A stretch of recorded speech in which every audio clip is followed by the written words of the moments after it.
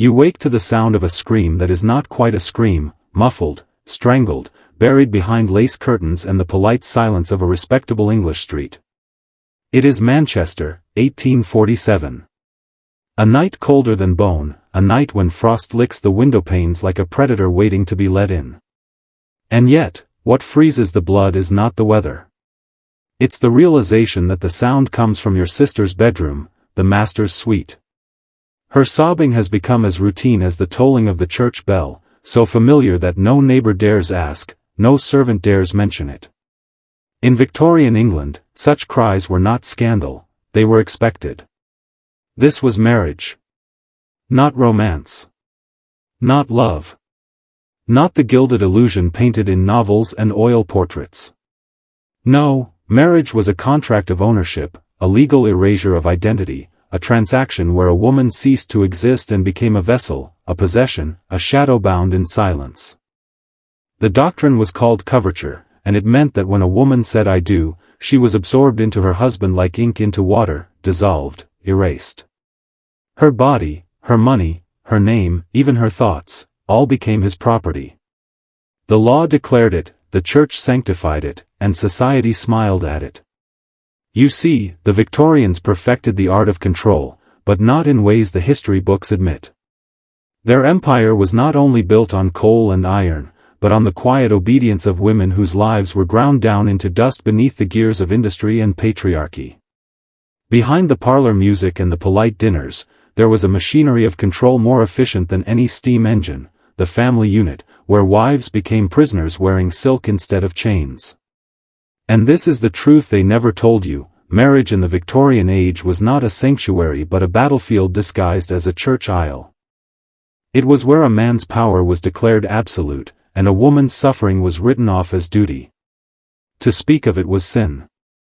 To resist it was madness. Tonight, we tear back the velvet curtain. What you are about to hear is not gossip, not fiction, but the reality that polite society buried beneath lace, silence, and lies. This is the secret history of Victorian marriage. And once you know it, you cannot unhear it. Imagine standing at the altar, your family watching, the priest smiling, society approving. The vows are spoken, the rings exchanged, the applause polite. But what no one tells you is that, at that very moment, your existence ends. Not metaphorically, legally. The doctrine of coverture was absolute, husband and wife are one person in the eyes of the law. But that one person was not her. It was him. A woman's identity was suspended, as if she were a clock wound down and placed in a drawer, no longer ticking. The law books were cold, precise, merciless. The wife could not own property, could not control her wages, could not sign contracts, could not bring legal action. If she inherited wealth, it was his. If she earned income, it was his. Even the very clothes on her back could be sold by her husband if he wished. Think about the terror in that. A daughter raised in a respectable household, gifted jewelry, heirlooms, even a dowry, all transferred instantly into the possession of a man she may have known only for a handful of weeks. Marriage was not love, it was an auction. Women were currency, traded between fathers and husbands, and once the transaction was sealed, her voice was silenced by law. And what of her body? The law was clearer still, a man could not rape his wife, because she was his possession, his property, his permanent consent. The court spelled it out. By marriage, she had given herself to him forever. No matter how brutal, how violent, how humiliating, her body was his to use. Her cries in the night? Admissible as proof of nothing. Her bruises? Dismissed as private matters of discipline. This was the true power of Victorian law, not its prisons, not its gallows, but its ability to erase a human being in plain sight, to strip her down until she existed only as someone's wife, someone's servant, someone's shadow. The system called it protection. But protection was the mask, obliteration was the reality. And while polite society celebrated marriage as sacred, every woman who entered it knew the truth, whether she spoke it or not, she was stepping into a cage whose bars were invisible, but whose lock was eternal. This was the first secret of Victorian marriage. It did not unite two souls, it devoured one. Picture this, a young woman, dressed in white lace, her cheeks burning with anticipation, her mind filled with fairy tale notions of marriage whispered by novels and mothers who lied. She enters her wedding night with no knowledge, no preparation, no understanding of what awaits her. Because in Victorian England, ignorance was not a failure, it was policy. Sex education was forbidden. Mothers whispered vague warnings about wifely duty, but dared not speak the truth. To know too much was to be corrupted, to be impure, to be unworthy of marriage. A pure bride was supposed to be terrified, fragile, childlike. And so she went to her marriage bed as if to the gallows, trembling, blind to what would come. One woman, Eleanor Glenn, later confessed, "I was as ignorant as a child of 5. I thought marriage meant hand-holding and gentle kisses. When my husband approached me, I was so terrified, I thought I was dying." That terror was not unique, it was universal. Because the first night was not a night of romance, but of revelation. And revelation came as pain. Doctors of the time even argued that women were not meant to feel desire at all. Dr. William Acton, in 1862, wrote that the majority of women are not very much troubled with sexual feelings of any kind. To enjoy intimacy was proof of degeneracy. A respectable woman was supposed to close her eyes, endure the assault, and think of England. Her body became a vessel for heirs, her silence became proof of virtue, her suffering became her holy duty. This was the psychological trap. The trauma of that first night was locked away in silence, never spoken of, never shared. A woman could not complain, could not resist, could not even name what had happened to her. To admit suffering was to confess failure. And so she wore a smile in the daylight, while bleeding in the dark. Understand this, the greatest weapon of Victorian marriage was not the law, it was ignorance. An entire generation of women marched into marriage as lambs to slaughter, deliberately kept naive so they would not resist. Knowledge was power, and power was forbidden to them. This was no accident. It was design. A society built on silence is easy to control. A woman who knows nothing cannot fight back. A woman who fears everything cannot escape. And so ignorance became the chain. And fear, the lock. Now we step into the most forbidden chamber of Victorian marriage, the bedroom itself. But here, the word bedroom is a lie. It was not a place of intimacy. It was a theater of obedience. A courtroom where judgment was delivered nightly, and the woman had no right of appeal. Understand this, in Victorian law, marital rape did not exist. It was not that it went unpunished, it was that it was not even considered possible. A wife, by law, had given her body in permanent consent, forever binding herself to her husband's will. The courts were explicit, a man could not be guilty of raping his wife, because her refusal was irrelevant. Her no did not exist. Read the case records and you will see it. Sarah Henderson, 1854, her husband beat her bloody, forced himself on her night after night, threatened her life if she resisted. She went to court. The judge dismissed her claim, ruling, by matrimonial consent, the wife hath given up herself in this kind unto her husband. In other words, her pain was not crime, but duty. Imagine the psychological destruction of that. To be told your suffering was not real. To be told your body was not your own. To realize that even if you screamed, no one would listen. Society's polite silence became complicity. The cries behind bedroom doors were as common as church bells, yet nothing could be said. Religion made it worse. The church quoted scripture, "Wives, submit yourselves unto your husbands." Priests preached obedience as divine law. Domestic violence was reframed as discipline. A wife's bruises were her cross to bear, her suffering a sign of faith. The pulpit sanctified the silence, while the law enforced it. And society? They wore masks. At breakfast, The bruised wife poured tea with trembling hands while her husband read the newspaper. The servants looked away. The neighbors nodded politely. Everyone knew. No one spoke. This was the true horror, not just the violence itself, but the fact that it was invisible, unmentionable, normalized. A woman's suffering was not a scandal, it was an expectation. Here lies the third secret of Victorian marriage: the bed was not a place of rest. It was a battlefield. A cage disguised as love. And every night, countless women were forced into silence by the same hands that placed rings upon their fingers. If the bedroom was a battlefield, the bank ledger was the prison wall. Victorian society did not simply control women's bodies, it controlled their survival. The law of coverture made sure of it. A woman who married ceased to own anything. Not her wages. Not her inheritance. Not even the clothing on her back. Every coin in her pocket belonged to her husband. And if she tried to earn, that too was his. If she wrote, the profits were his. If she worked, the wages were his. If she inherited wealth from her father, it was swallowed whole into her husband's name. This was not mere inequality. It was design.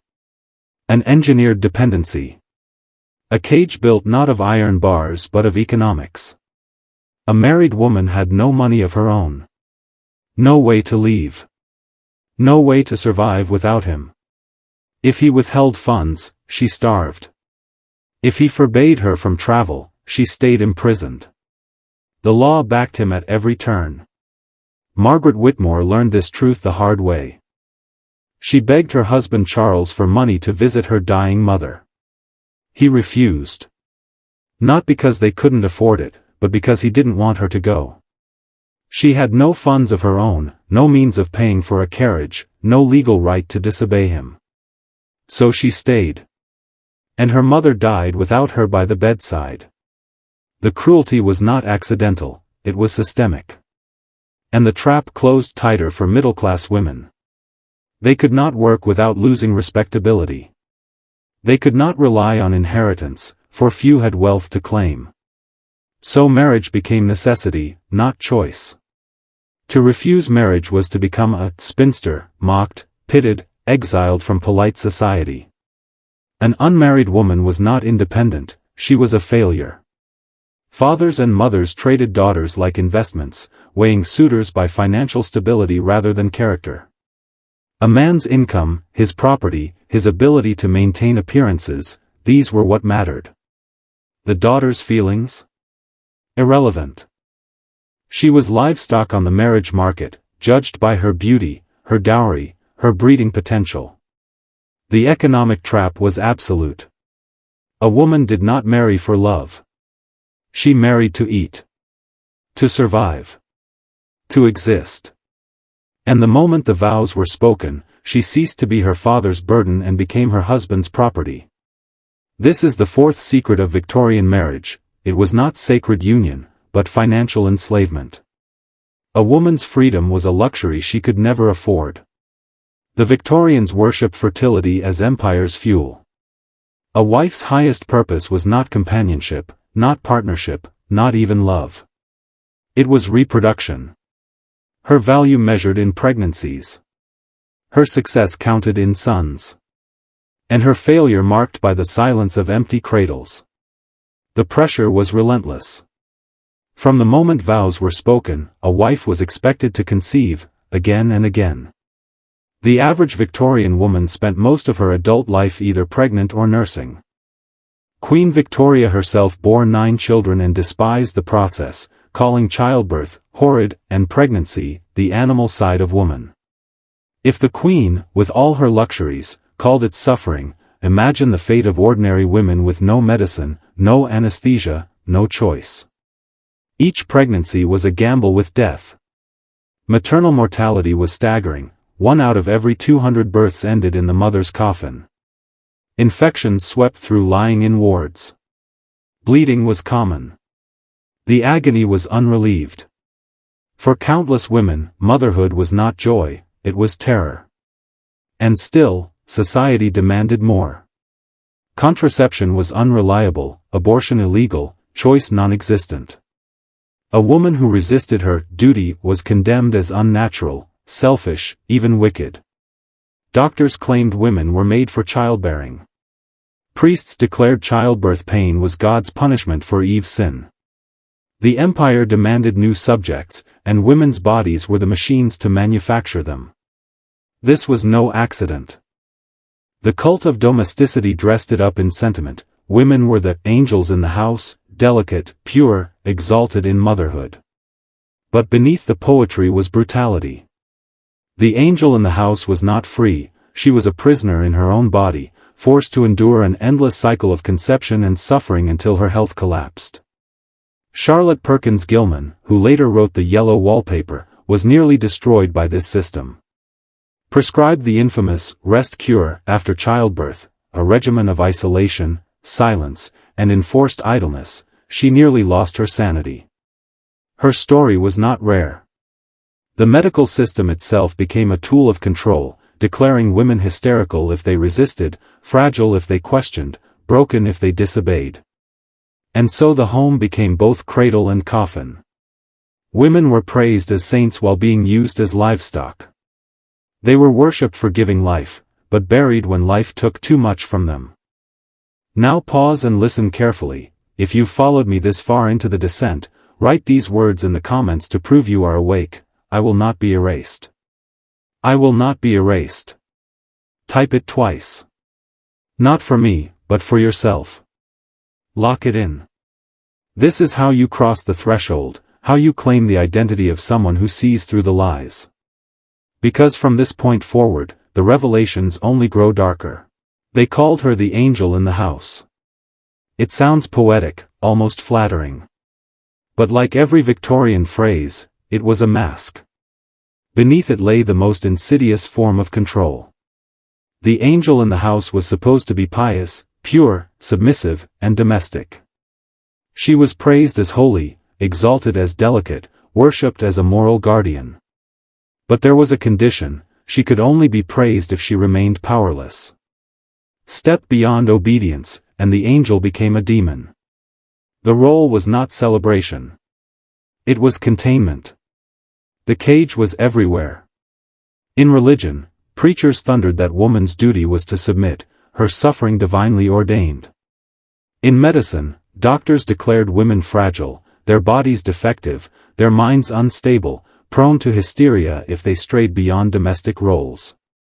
In fashion, corsets crushed ribs, compressed lungs, and fainting was treated not as a health crisis, but as proof of femininity. Heavy skirts, layered petticoats, constricting bodices, all designed to keep women dependent, unable to run, unable to fight, unable even to breathe deeply. Society smiled while it shackled them. A fainting woman was considered elegant. A silent wife was considered virtuous. A submissive mother was considered saintly. Every form of weakness was rebranded as beauty. Every form of silence was sold as strength. The prison was disguised as honor. And yet, behind lace curtains, the truth seethed. Women whose intelligence atrophied from disuse, who were forbidden from education, politics, or serious thought. Wives who felt themselves disappearing under the endless monotony of cooking, sewing, cleaning, childbearing. Daughters who were told their only purpose was to be chosen by a man, to obey him, and then to vanish into his name. Charlotte Brontë, Florence Nightingale, countless women wrote letters filled with despair at the suffocating ideals pressed upon them. But society refused to listen. They were told their suffering was weakness, their frustration hysteria, their anger sin. This was not coincidence. It was strategy. Because a woman convinced that her cage is heaven will never ask to be free. A woman who believes her chains are jewelry will never fight to remove them. That is the genius, and the cruelty, of the Victorian system. They did not just confine women's bodies. They colonized their minds. They trained them to guard their own prisons. And men? They were taught to believe it was natural. To believe the silence, the obedience, the angelic suffering was proof of order. This was the most dangerous lie of all. Victorian society preached chastity, purity, and holiness for women. But for men? The rules were entirely different. The system did not demand purity of husbands. It demanded purity of wives. And this hypocrisy carved scars into millions of lives. A man could indulge his desires freely, without consequence.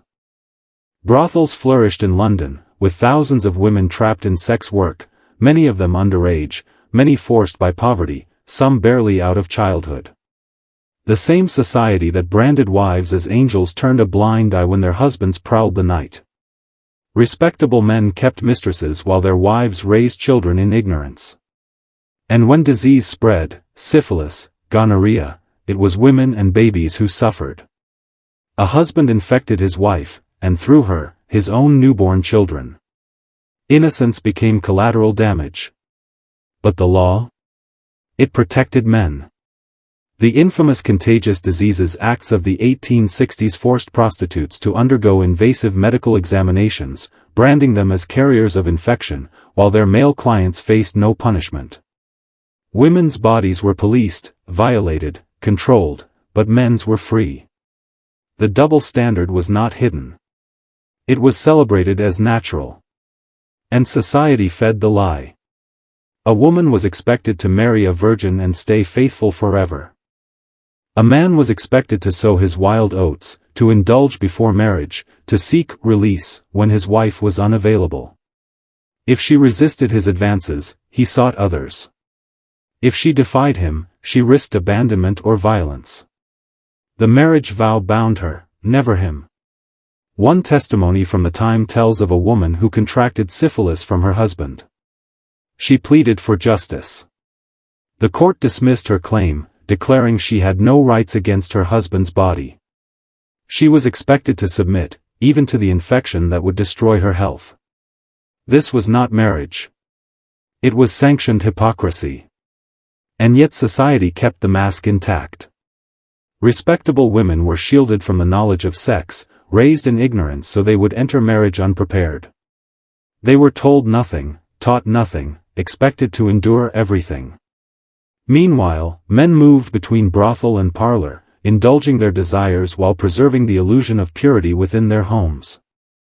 The angel in the house suffered in silence while her husband worshipped at altars of vice. This was not an accident. It was design. A double morality that gave men freedom and women chains. This is the seventh secret of Victorian marriage. Morality itself was a weapon, sharpened against women while men wielded it without shame. In the Victorian age, medicine wore the mask of progress. Hospitals expanded, anatomy was studied, new sciences emerged. But for women, medicine was not salvation. It was another form of domination. Doctors did not heal them. Doctors defined them. The most infamous word was hysteria.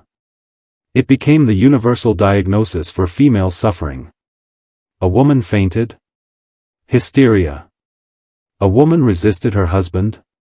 Hysteria. A woman spoke too loudly, read too much, dreamed too freely? Hysteria. It was the perfect label, because it silenced all resistance by branding it disease. The word itself reveals the cruelty. Hystera means uterus. Male doctors claimed the womb was the source of madness, that women were slaves to their biology. They declared women fragile, irrational, driven by emotion, incapable of serious thought. They warned husbands against allowing wives too much education, claiming it would shrivel the womb and destroy fertility. To read too many books was, literally, to risk insanity. And treatment? It was as brutal as the ideology. Women were prescribed isolation, the infamous rest cure, enforced idleness that starved the mind. They were denied intellectual work, forbidden to write, sometimes strapped to beds. Others were subjected to bleeding, purging, ice baths, or electric shocks. One grotesque prescription involved pelvic massage administered by doctors, a medical violation disguised as therapy. Behind every treatment was a message: your suffering is not real. Your voice is not valid. Your resistance is not rebellion, it is illness. The medical gaze turned women's lives into case studies, their despair into data, their cries into symptoms. The doctor's word became law, and the husband's authority merged with scientific legitimacy. Charlotte Perkins Gilman's The Yellow Wallpaper was born from this nightmare. After being confined under the rest cure, forbidden to write or think, she nearly collapsed into madness. Her story was fiction, but it echoed the truth of thousands. Women silenced in the name of medicine, imprisoned by those sworn to heal. This was not care. It was control with a white coat. It was patriarchy disguised as science. It was the eighth hidden secret of Victorian marriage: even illness, even healing, became weapons to erase the female will. The angel in the house was not only bound by corsets and vows. She was bound by diagnosis. Her mind declared fragile, her desires declared sick, her freedom declared impossible. Now we arrive at the last, most terrible truth. After the cages of law, the violence of the bedroom, the prisons of religion, the hypocrisies of society, and the suffocating gaze of medicine, what remained for the Victorian wife? Only silence. Silence was not weakness. It was survival. To speak was to risk ruin. A woman who confessed abuse was dismissed as hysterical. A wife who resisted her husband was condemned as sinful. A daughter who refused obedience was branded ungrateful, disowned, cast out with no livelihood. Words could destroy her. Silence, at least, allowed her to endure. But endurance left scars. Diaries discovered in dusty attics reveal women's secret writings, hidden under floorboards or locked in boxes. Words never meant to be read. Lines filled with despair: I feel myself fading. I am a prisoner in my own home. They tell me I am an angel, but I feel like a ghost. These were not exaggerations. They were testimonies. The greatest tragedy was invisibility. History recorded the speeches of men, the wars of kings, the discoveries of scientists. But the silent suffering of millions of women left almost no trace. Their voices were buried under sermons, laws, and prescriptions. The ghost of the Victorian wife is not a myth, it is a reality erased by silence. And yet, echoes remain. In the faint yellowed letters where women begged for education. In the medical records where wives were declared hysterical and confined. In the court cases where their pain was dismissed as duty. These fragments whisper of lives stolen, voices crushed, spirits broken. What makes it haunting is this: the structures have not fully vanished. The double standards, the medical pathologizing of women's emotions, the expectation of silent endurance, they survive, reshaped, modernized, but not destroyed. The ghosts of Victorian wives still walk beside us. Every silenced woman today carries the same shadow. That is the final secret of Victorian marriage: silence was both a weapon and a shield. Women endured, not because they were weak, but because the system gave them no other choice. Their silence was survival. Their silence was resistance in its smallest form. But silence left them erased. And now, as we speak their truths, their ghosts rise again. Not to haunt us, but to remind us. To warn us. To force us to ask, how much of their cage still exists today? The angel in the house is dead. But her shadow has not disappeared.